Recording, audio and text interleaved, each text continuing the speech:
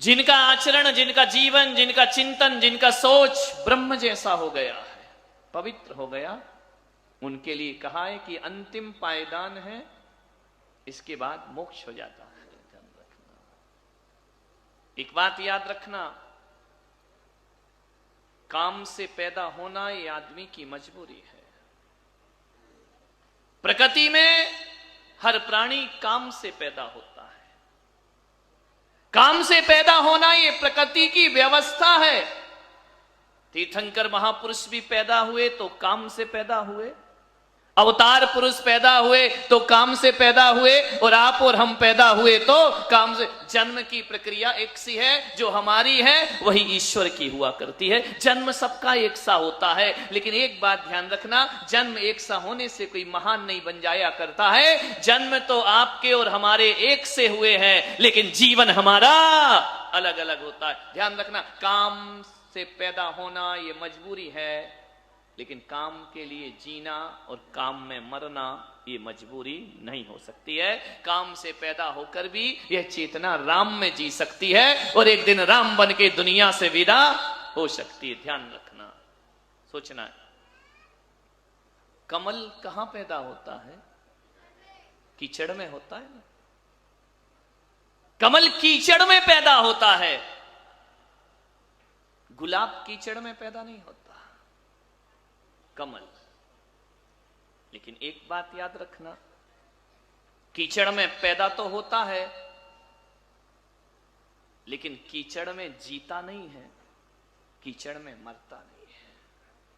वह कीचड़ से ऊपर उठकर आकाश में जिया करता है, ऊंचाइयों को प्राप्त किया करता है।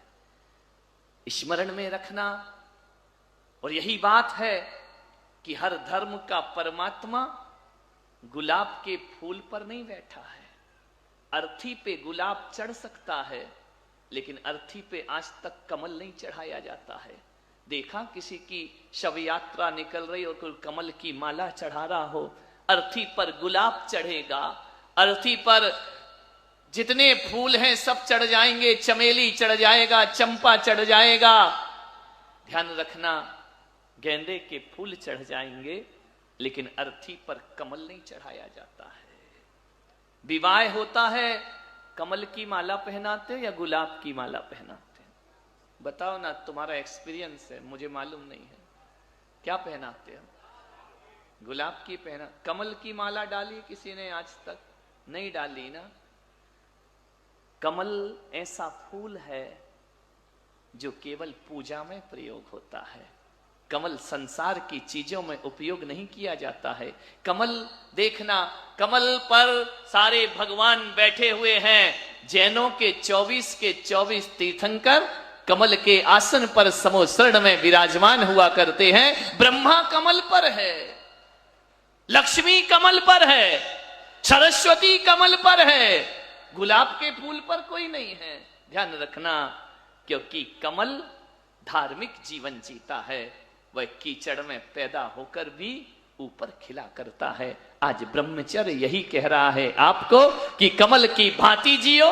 गुलाब तो शादी में भी चढ़ता है माला बनकर, अर्थी पर भी चढ़ता है माला बनकर। ध्यान रखना, मरे हुए व्यक्ति को काय की माला डालते हो? गुलाब की। ध्यान रखना, लेकिन कमल केवल पूज्यता में प्रयोग होता है। और अब तो अपना हिंदुस्तान पूरे ही कमल पे बैठा है, समझ में? पूरे ही कमल पे बैठा है बीजेपी। ध्यान रखना, सोचना।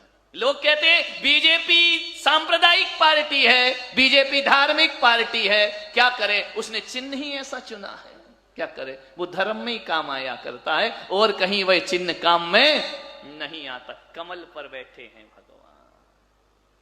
कमल प्रतीक है निर्वासना का, कमल प्रतीक है। ध्यान रखना, कमल संसार में कमल की भांति रहो, कीचड़ में कमल की भांति खिलो, कीचड़ में कीड़े की भांति मत रेंगिए। कमल कहता है देह के भीतर रहकर भी देहासक्त नहीं, देहातीत होकर के हमारा जीवन गुजर सकता है। कमल की भांति जियो। कमल बहुत आकर्षक होता है। मान्यवर महात्मा गांधी, मैं अभी गांधी को पढ़ रहा हूं इसलिए वही वही उदाहरण आ रहे हैं। बिना पुस्तक पढ़े मैं रहता नहीं हूं। जैसे तुमको अपनी बही खाते बहुत प्यारे हैं ना, मुझे भी अपनी किताबें बहुत प्यारी हैं। एक आदमी से मैंने पूछा, एक आदमी ने मुझसे पूछा, महाराज आपका साधु बन गए हो, कोई आपका मित्र है, फ्रेंड है, दोस्त है? मैंने कहा है, क्यों नहीं है, हम भी इंसान हैं, कोई पत्थर तो नहीं है। हमने कहा हमारा भी दोस्त है, हमारा भी एक मित्र है। तो बोले कौन है वो मित्र?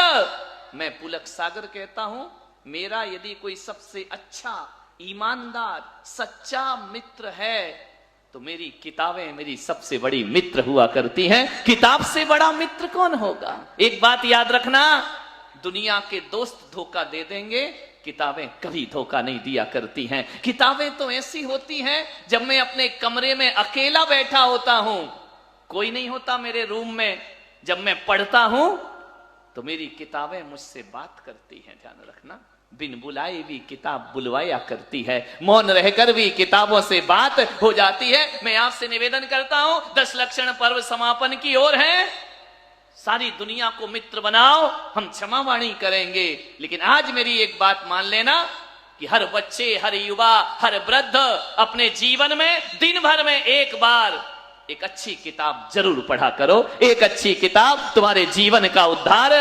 ज्यादा नहीं पढ़ो, एक पृष्ठ पढ़ो, एक पेज पढ़ो, एक अच्छी किताब जरूर पढ़ना जिंदगी में है। किताबें जीवन का उत्थान करती हैं, किताबें जीवन का परिवर्तन करती हैं।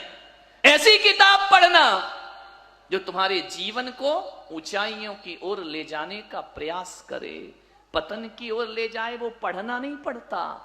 गाली सीखने के लिए स्कूल जाना पड़ता है क्या?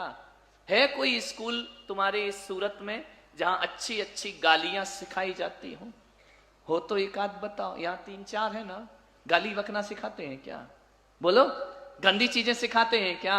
अब शब्द बोलना सिखाते हैं क्या? ऐसा कोई स्कूल नहीं है। एक बात बताओ, क्या वजह है कि गाली बिना सिखाए आ जाती है और स्कूल का रट रट के भी याद नहीं होता है? ध्यान रखिए, विचार करना है, जीवन को सही दिशा में ले जाना है ना, एक अच्छी किताब जरूर पढ़ो अपनी जिंदगी में। मैं पढ़ता हूं, मैं भोजन बिन रह जाऊं, किताब बिन नहीं रहता। रात को मेरी सेवा में बैयाव्रती में लोग आते हैं, वो अपना भजन गाते हैं, वो अपनी कीर्तन करते हैं, वो कोई मेरे पैर दबाता है, मैं अपनी किताबों से बात करते रहता हूं। अच्छा हुआ भगवान ने रात में मौन रखा, नहीं तो तुम तो रात में भी मुझे नहीं जीने दो। ध्यान रखना, भगवान ने बड़ी अच्छी व्यवस्था। मैं अपनी किताब पढ़ते रहता हूं। और एक बात याद रखना, मैं किताब भीड़ में भी पढ़ूं